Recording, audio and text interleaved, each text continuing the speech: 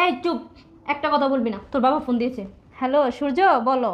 হ্যাঁ, কি করছো তুমি? হ্যাঁ, আমি রান্নাঘরে রান্না করতেছি। তুমি কি করতেছো?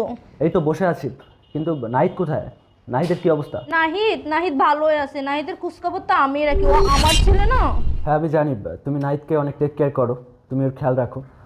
কিন্তু নাহিদের কাছে একটু দাও তো, নাহিদের সাথে কথা বলি। ও নাহিদের সাথে কথা বলবে? আচ্ছা দিচ্ছি। এই শুন, তোর বাবা তোর সাথে কথা বলবে। একদম উল্টাপাল্টা কিছু বলবে, একদম শেষ করে ফেলবো। নি কথা বল। হ্যালো। হ্যালো বাবা, কেমন আছিস তুই? হ্যাঁ বাবা, আমি ভালো আছি। বাবা তুমি কেমন আছো? হ্যাঁ বাবা, আমি ভালো আছি। তোর পড়ালেখার কি অবস্থা? Hello hello. এই শোনো না, তোমার ছেলে না অনেক দুষ্ট, বুঝছো? ও না দৌড় মেরে চলে গিয়েছে। আর তুমি ওর কথা চিন্তা করিও না তো, আমি তো আছি না, আমি তোর মা। আর তুমি তোমার খেয়াল রাখিও, হ্যাঁ? আচ্ছা ঠিক আছে, তাহলে আমি রাখছি। আচ্ছা ঠিক আছে, রাখছি। জান, তোমার কাছে আমি যখনই আসি না তখন তোমার ছেলে এসে পড়ে, আমার অনেক বিরক্ত লাগে। কাবাব মেয়ে হাড্ডি হয়ে ঢুকে পড়ে, খুব বিরক্ত করে, আমার না ভালো লাগে না। এরপর থেকে তোমার ছেলেকে তুমি সরিয়ে রাখবে, নয়তো জান নেক্সট টাইমে আমি তোমার কাছে আসবো না। জান শুনো না, তুমি না রাগ করিও না। আমি শুধু একটু সময় সুযোগের অপেক্ষায় আছি। একটু সময় সুযোগ আমি পাই, আমি একদম ওকে দুনিয়ার থেকে সরাই ফেলবো।